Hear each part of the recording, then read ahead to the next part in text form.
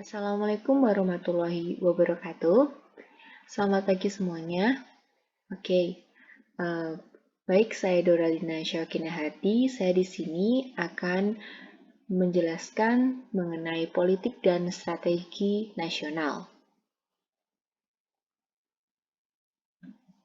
Nah, di sini ada poin-poin pembahasan yang akan kita bahas pagi hari ini, yaitu ada 3 poin besar, yaitu pengertian politik dan strategi nasional, lalu dasar pemikiran penyusunan politik dan strategi nasional, lalu yang terakhir adalah penyusunan politik dan strategi nasional. Baik, untuk yang pertama yang akan kita bahas mengenai hari ini, yaitu adalah politik dan strategi nasional.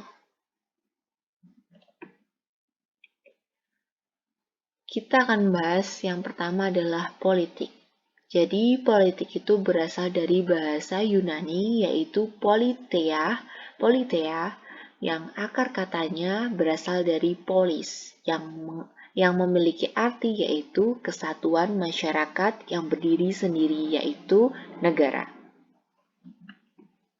Nah, tadi berdasarkan bahasa, sekarang kita berdasarkan istilah. Jadi, politik itu adalah segala sesuatu yang berkaitan dengan urusan yang menyangkut kepentingan dari sekelompok masyarakat atau negara, dengan langkah-langkah atau strategi yang ditempuh untuk mencapai tujuan sistem negara yang berdasarkan ketentuan yang sudah disepakati dan kebijakan-kebijakan bersama. Jadi, politik itu sangat berhubungan erat dengan pengambilan keputusan dan kebijakan.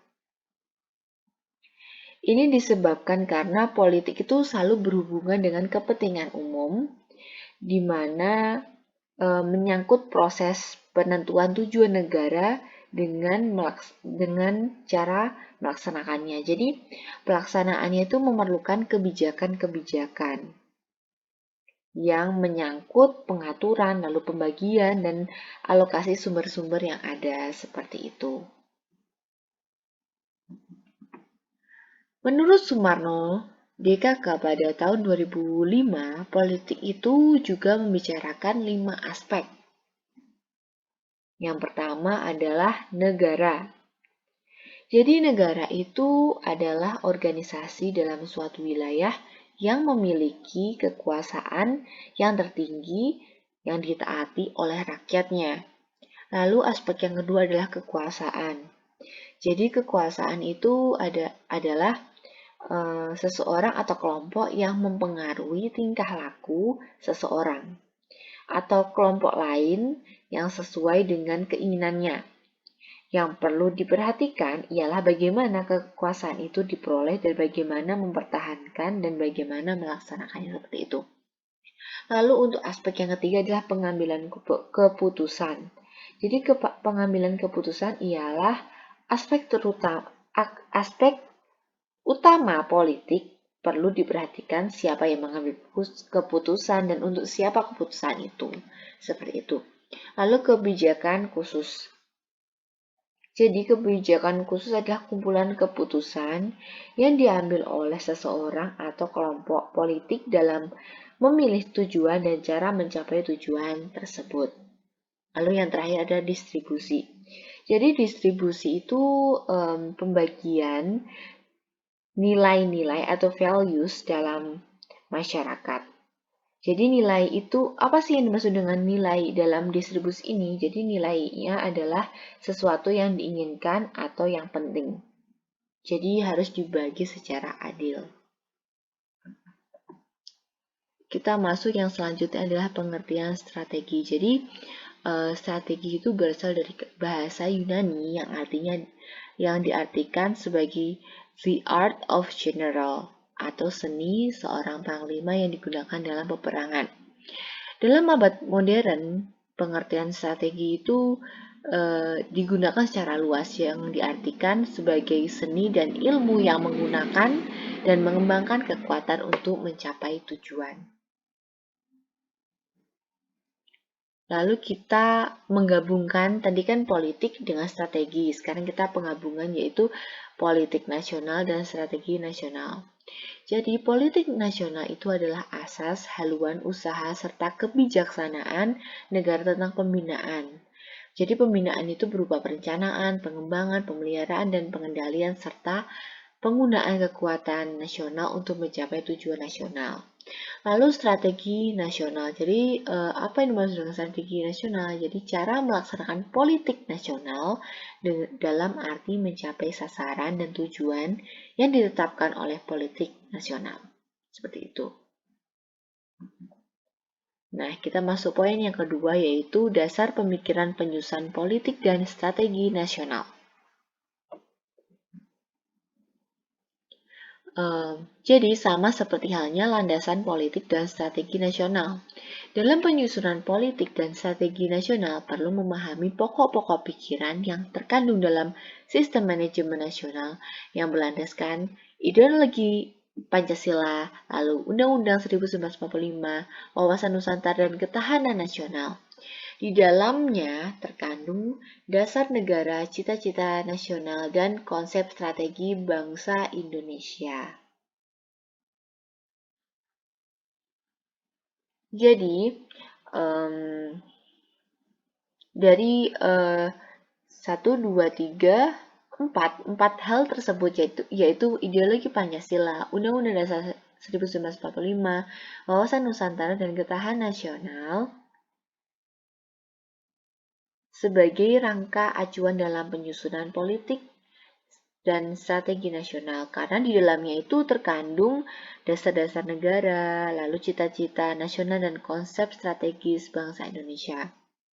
Begitupun dalam proses penyusunan politik dan strategi nasional juga mengacu pada nilai-nilai perjuangan bangsa Indonesia sebagaimana tertuang dalam Proklamasi Kemerdekaan Republik Indonesia 1945, sehingga akan menjadi pedoman, petunjuk, dan koordinir bagi terselenggaranya sebuah program pembangunan nasional. Serta dalam penyusunannya juga, kita harus mencerminkan jati diri, budaya, adat istiadat bangsa, dan bahasa lingkungan masyarakat Indonesia yang beradab. Seperti itu. Lalu poin yang ketiga adalah penyusunan politik dan strategi nasional. Nah, dalam penyusunan politik dan strategi nasional, dilihat dari sisi tingkatannya, itu ada dua, suprastruktur politik, lalu infrastruktur politik. Nah, suprastruktur politik menurut Sumarsono pada tahun 2005 yaitu politik dan strategi nasional yang berlangsung selama ini disusun berdasarkan sistem kenegaraan menurut Undang-Undang 1945. Nah, adapun termasuk dalam lembaga tersebut yaitu MPR, lalu Presiden dan Wakil Presiden, DPR, DPD, BPK, MA, MK, KY, dan KPK.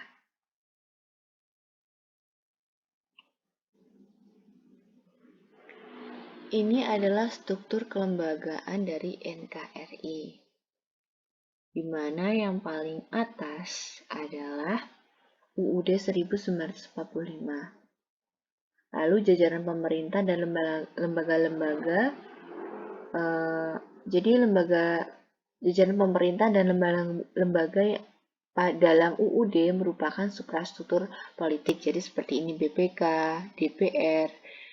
Ini adalah jajaran lembaga-lembaga dari suprastruktur. Dari BPK sampai Dewan Pertimbangan seperti ini. Yang sebelumnya sudah saya jelaskan. Lalu badan-badan dalam masyarakat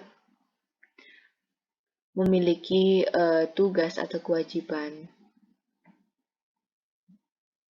Lalu kita langsung halaman selanjutnya. Nah, kita akan membahas tentang infrastruktur politik. Jadi, apa sih yang dimaksud dengan infrastruktur politik? Infrastruktur politik merupakan sarana yang disediakan oleh pemerintah untuk menyelenggarakan kehidupan bermasyarakat dalam rangka menunjang kegiatan politik, ekonomi, sosial, dan segala kebutuhan hidup lain seperti itu. Nah, jadi proses Polstranas atau politik dan strategi nasional pada tingkat infrastruktur politik merupakan sasaran yang akan dicapai oleh rakyat Indonesia. Jadi melalui peranata-peranata politik. Jadi masyarakat ikut berpartisipasi dalam kegiatan atau kehidupan politik seperti itu.